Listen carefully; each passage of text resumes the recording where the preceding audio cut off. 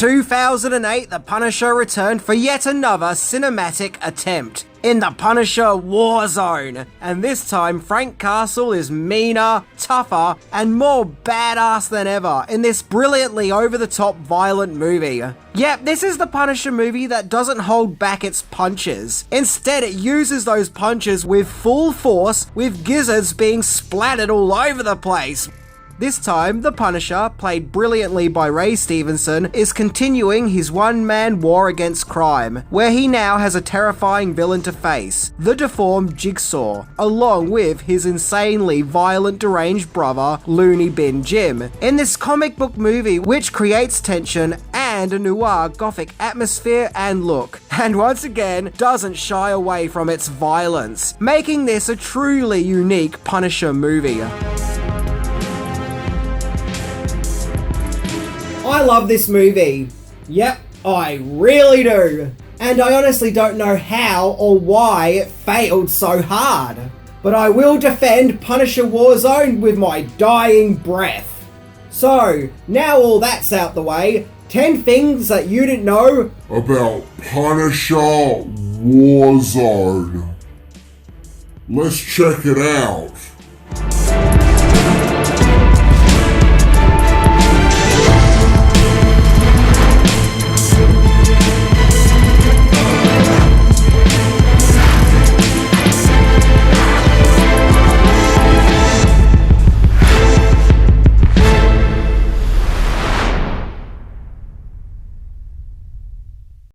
Number 10, comic book inspiration. Okay, so I mentioned in my previous Punisher episode about the 1989 movie, The Origins of the Punisher. But the story of what would eventually become the Punisher WarZone was heavily influenced by the comic book series Punisher Volume 7, which ran from 2004 to 2009, where the Punisher is on a brutal rampage to make the world sane. This was a dark and more brutal Punisher comic. Well, more brutal than usual, hence that this issue was published under the more mature Marvel Max publication. The series was written by comic book writer Garth Ennis, who was also the co-creator of the Boys comic book series. Punisher Volume 7 has a very similar visual look and tone to that of Punisher WarZone, and both stories explore the Punisher's origins of Frank Castle becoming the Punisher after his family is murdered by a mafia shootout while on a family picnic. And both stories start with the Punisher crashing a mafia celebrationary party where he brutally kills everyone. And in both the Punisher Volume 7 comics and the Punisher WarZone movie, the Punisher is now a seasoned vigilante whom has been killing bad guys for years. Number 9. Punisher WarZone was going to be a sequel. Even though Punisher WarZone is the third cinematic attempt of a Punisher movie, it was originally going to be a sequel to the 2004 Punisher film, which starred Thomas Jane in the title role. In fact, even before the release of that movie in 2004, Marvel were already planning on making a follow-up movie. The movie originally went under the title of, well, Punisher 2, and Jane was set to return, and it was to be filmed in Louisiana. And the production of this movie had progressed so much, it got to the point where Jane started training and building muscle. And Jane himself also announced that the Punisher 2 would feature the villain Jigsaw. So what happened? Well, to be blunt, the script just kept stalling the production. It was felt that the script just wasn't very good, with writers frequently coming and going, trying to get the script up to speed and thus the production off the ground. The lack of a good script also kept delaying filming. I guess it got to the stage where Thomas Jane, who was originally enthusiastic about the sequel, grew tired and fed up of all the delays and the lack of a good script, and, well, he dropped out of the production. Number 8. The original scriptwriter removed his name from the credits. In the movie's early days of production, writer, director, and producer Kurt Sutter came on board to write a script. Sutter is the creator of Sons of Anarchy and has worked on other popular TV shows like The Shield. His original script would have seen Frank Castle move from Florida to the streets of New York City, on the account that the first movie was set in Florida, where he haunts the city streets to try and track down Jigsaw, who is trying to take over the criminal underworld. However, Nick Santora then came on board to make rewrites to the script. He also worked on popular TV shows including The Sopranos, Prison Break, and Law and Order. Upon reviewing the revised script, Kurt Sutter felt that the script changed so much it barely resembled his original script, and so he requested that his name be removed from WarZone's credits, as it now just didn't resemble any of his input. In fact, Art Markham and Matt Holloway are also credited for writing the script too, as they also worked on the script for Iron Man. Needless to say, there were a lot of cooks in this kitchen. However, one part of Kurt Sutter's original script that did remain was the brutal scene of Jigsaw becoming Jigsaw when he was being crushed with all the glass. So that's pretty cool. Number 7. The director set the tone of a brutal action movie. Say what you want to say about Punisher WarZone, one thing is for sure, it is one mean and brutally violent movie. There is blood and carnage all over the place, making Punisher WarZone pretty badass, and it's really all thanks to the movie's director and former kickboxer, Lexi Alexander. Okay, so the production was trying to find a director to helm Punisher WarZone, and John Dahl was approached. He had directed many TV shows, including episodes of Dexter, but he didn't want to take on the job as he didn't like the script. Man, it seemed that no one liked that Punisher script. Then Green Street Hooligans director Lexi Alexander was approached, where of course she also turned the job down. Once again, she supposedly didn't like the script. I know, right? Big shock. However, she changed her mind when she read a Punisher Max comic, which, as mentioned, is a comic book line targeted for older readers, and she was then intrigued to enter the world of the Punisher.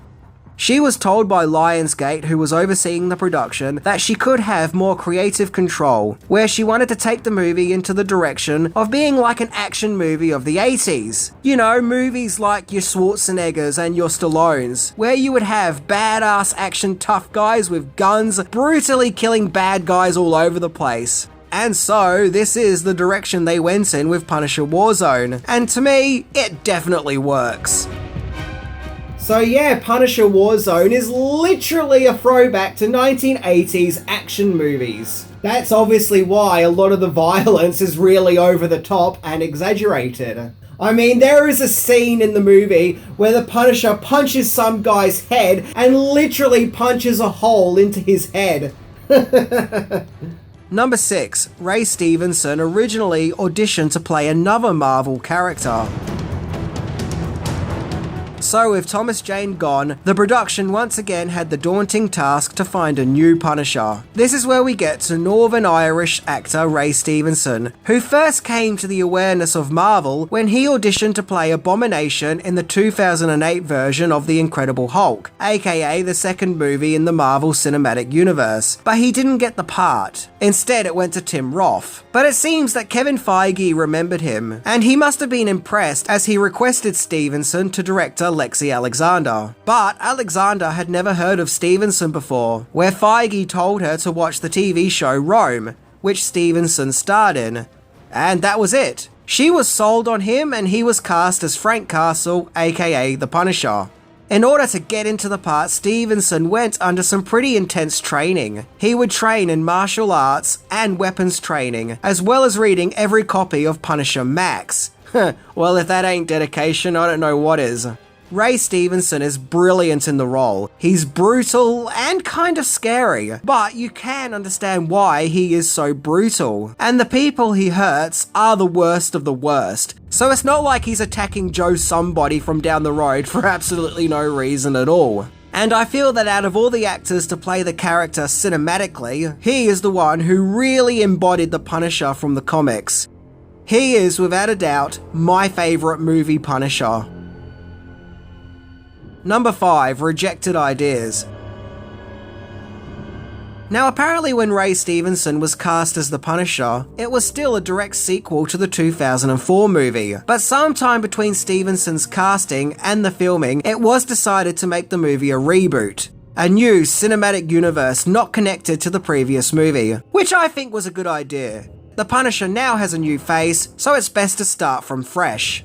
Punisher WarZone was filmed in Montreal, Canada, with filming lasting 40 days, and it was released under the Marvel Knights banner. The only other movie to be released under this banner was Ghost Rider: Spirit of Vengeance. I guess this was to be a darker, more brutal Marvel film series. At one stage, the movie's working title was The Punisher: Welcome Back, Frank. And yeah, look, it's not the best title. Welcome Back, Frank just doesn't roll off the tongue.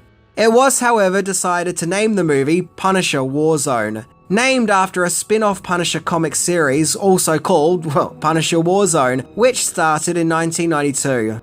Apparently when it came to the movie's big bad, Jigsaw, Freddie Prinze Jr. did an audition, and director Lexi Alexander was really impressed with his audition, but for whatever reason, Lionsgate was against this casting choice, and thus he wasn't cast. Instead, English actor Dominic West got the part. In fact, Punisher WarZone has a really impressive cast, with many great famous faces turning up throughout the movie, all of which delivering great performances. Now I could go into them all and do a long list of who is in this movie, but look, I really can't be bothered. Number 4, issues with the Skull logo. One aspect of the Punisher WarZone's production which was proving to be an issue was the character's iconic skull logo. In my opinion, you've got to have that logo with the character, otherwise it's just not the Punisher.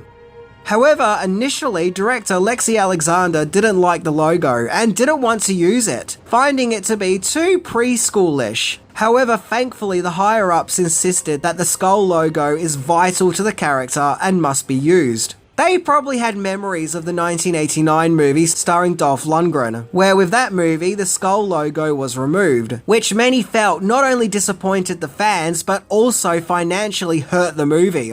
Basically, the character needs the logo, because if Frank Castle doesn't have the skull on his chest, then he's not the Punisher, but instead he's just Angry Vengeance Man. However, Lexi Alexander did have the skull somewhat faded, so it didn't stand out and leap at you too much. Personally, I really like the Punisher's look, and I like how it has more of a body armor approach.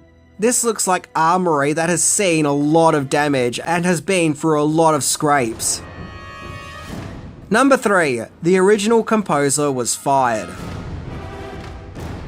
Now this is fascinating. According to IMDb, director Lexi Alexander was working with a composer to score Punisher WarZone, but the studio didn't like the direction that this score was going in, so they fired this composer. It doesn't say who this composer was, but Alexander supposedly wasn't happy that her composer was fired, nor did she like the direction the studio wanted to take the movie's music into. According to this snippet of information, the studio wanted a dark, orchestral sound, sounding similar to The Dark Knight, which also came out in 2008, and of course was a huge success. Man, these Punisher movies don't have the best luck when it comes to Batman. The 1989 movie was released the same year as Tim Burton's Batman movie, which completely overshadowed it, and WarZone was released the same year as The Dark Knight. Once again, an impossible competition. Michael Wandmaker, who previously scored the masterpiece known as Piranha 3D, was then hired to score WarZone, and I think the score is fine. Yeah, it's good. It creates the atmosphere and gets the job done. It's fine. However, the tensions between director Lexi Alexander and Lionsgate would really reach boiling point. Number 2, intense creative differences. Yeah, it seems that there was a lot of creative differences between director Lexi Alexander and Lionsgate Films, and that they just weren't seeing eye to eye, with Alexander adding that she had serious battles with the company. Whispers started circulating that Alexander had been removed from the movie's production, thanks to the director not showing up for a Comic-Con panel about the movie, and an article by Ain't It Cool News claiming that Alexander was no longer part of Punisher WarZone. It seems that this may have been a situation of excessive studio interference. I mean, supposedly at one stage, the studio was even considering cutting WarZone into a PG-13 release. Thankfully, and I do mean thankfully, they did not. Statements were then made by Lionsgate that Alexander was not fired from WarZone's production, and that she was still on board. Alexander has said that she's extremely happy with the final film, and that she was never removed, and nor would she want to be removed, but she does maintain that there were creative clashes with Lionsgate. It seems that there was a conflict of visions. The studio, who had an opinion of what the movie should be, and Alexander, who had her own vision of what the movie should be. And Alexander would go on to say that she wasn't happy with Lionsgate's creative control over the final film, on the account that Alexander didn't have final cut privileges. Either way, the movie was done and completed. Signed, sealed, and delivered. So I guess there's that. Number 1. The Punisher Flop Zone. The Punisher WarZone was released in December 2008, and it was a box office disaster, only bringing in just over $10 million on a $35 million budget, creating a $25 million loss. Sadly, Punisher WarZone would have the notoriety of being the lowest earning movie based on a Marvel character, and as the Wikipedia page pointed out, yes, even lower than Elektra and Howard the Duck. So these are epic levels of failure. WarZone actually got mixed reviews from critics. It wasn't all bad. The opinions seem to have been that yes, it's over the top and ridiculously violent, but it's still very enjoyable. Basically saying it's trash, but it's very well made guilty pleasure trash. Roger Ebert himself gave it 2 out of 4 stars, saying, quote, "The Punisher WarZone is one of the best made bad movies I've ever seen." But he further adds that it's absolutely disgusting. But then again, I think he also found John Carpenter's The Thing to be too disgusting too, so take with that what you will. I think one thing that shocked people with WarZone so much, particularly the critics, was its amount of violence and gore. But I don't think The Punisher WarZone was trying to be like contemporary superhero movies of that time, like the Dark Knight trilogy or Sam Raimi's Spider-Man trilogy. But I think instead it more took after the Sin City film, which came out a few years earlier, which like WarZone is also relentless with its shock value violence. Something I think that may have hurt the movie was its marketing. I can remember when it was released, and it wasn't really made clear if this was a sequel to the 2004 movie or its own thing. I had friends who said that they weren't going to see The Punisher 2 because they didn't like the first movie, without knowing that this was in fact a reboot. To be fair though, I think the powers that be also aren't sure if it's a sequel or a reboot, as several times the two movies have been released on home media as a double feature box set. But my friends who did actually go and see WarZone absolutely loved it and thought it was great. I can also remember there was no build up to its release, it was just suddenly there. I only knew about the movie's existence thanks to seeing YouTubers reviewing it. So I think it definitely needed more of a reach on its audience and a better marketing strategy. Something else that may have hurt it is also in 2008, both The Dark Knight and Iron Man were released. And maybe because those films were so big and successful, audiences already had their superhero fix and thus didn't bother with WarZone. Look, I don't know, that's just guessing. Regardless, the rights of the character went back to Marvel Studios, which led to the Netflix series. Personally, I love WarZone, and it is without a doubt my favourite Punisher movie. I mean, I don't know how you can't love it. It's so badass and just captures the right atmosphere and is unapologetically violent as hell. And I think it's a shame that we didn't get any more Punisher movies from this iteration, as I would have loved to have seen more from this Punisher universe. I put WarZone in the same category as the 2012 Dredd reboot, in that they are both over-the-top violent reboots that create intense brutal environments, which are actually improvements over the movies they are rebooting. It's just that when they were released, they didn't catch on and flew over everyone's heads. Seriously, give The Punisher WarZone another viewing. It's so ridiculous and over the top, it's actually impossible to not love it. And so far, when it comes to The Punisher in cinema, this is the best The Punisher has ever been.